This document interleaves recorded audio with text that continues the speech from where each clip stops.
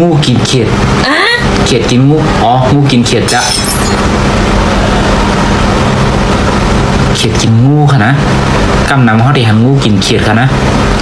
ขาเขามาด้วยมือเดียวนั่งได้ก่อนเขาในขนมด้วยค่ะลูกลองได้กินแหละเห็นมากับงูได้กินมันไปเลยโยงูในตองมันช่วงมันอะไรที่แห้งนะค่ะนะด้วยลูกพอได้กินเพอขนมมาด้วยจังหวัดค่ะนะเขียดงอตึกติคัดแต่กินอยู่ค่ะนะลองได้กินได้เต็มหัวเนาะด้วยลูกเคี้ยวก่อมมีเขียดเท้าเว้ยใครอยู่ด้วยลูกไหลออกงูกับมึนนะลูกหน่อโลตั้งเคี้ยวมีนะด้วยลูกไหลก่อนต้องได้กินแล้วพอได้กินเพอเต็มหัวค่ะเนาะมารุ่นจังหวัดค่ะนะไปรู้งูขันปองขนาดงูเห่าเขาอยู่เนาะไปรู้โลไอ้มื้อออกเตี้ยดึกกินกับหัวเนาะไปรู้มันทำเย็บนี่เคียวนี่นะงูเขียดนี่นะไปรู้กินอะไรฮะนั่นวะงูตัวใหญ่เป็นหน้าขนาดกินขอเนื้อตองนั่นด้วยลูกตรงยุกเนื้อตองนะว่ะกำนำที่หันงูกินเขียดขนาดนี่เขียดกินงูเนาะยาวหันในบอกขนาดไปรู้ตรงยุกเนื้อตองนั่นทำตัวใหญ่เนาะตองในเตียมปีขนาดนะตองบ่หย่อนแม่เนาะมันเป็ดไข่เห็นกับหัวขนาด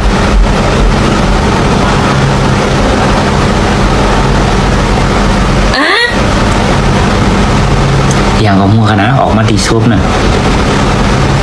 มันล้ำไหมนะเอามือขี่ที่ซุปนั่นฮะงูไอ้นั่นที่ออกมาขึ้นครับมันอื่นลงไรเพิ่งเอาโหลงในหน้าเต็มบอกแล้วนะอะไรโหงูค่ะนะมันนี่ถึงกินเหรอวะเนาะจะรู้โอ้เมียนมา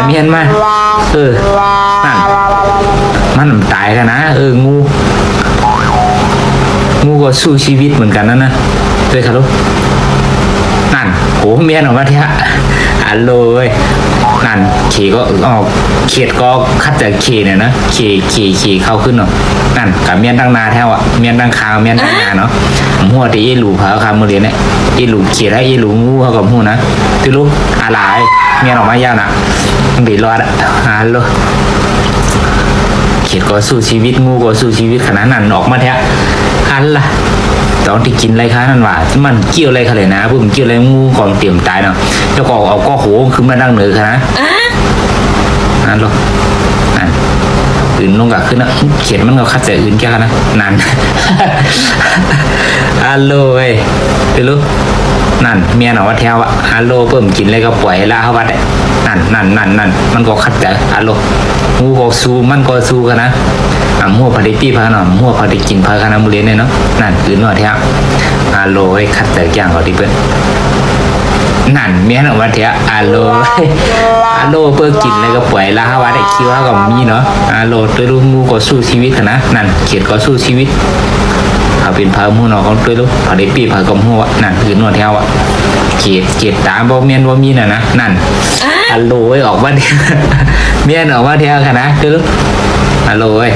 ตัวลูกออกยาวหนาก็ไม่ได้ก็ไม่ได้หื้อหนาอยู่นั่นเนาะหัวดีหลุนแล้วกันนะเดี๋ยวหัวดีหลุเขียนอะไรหลุงัวกับหัวเนาะ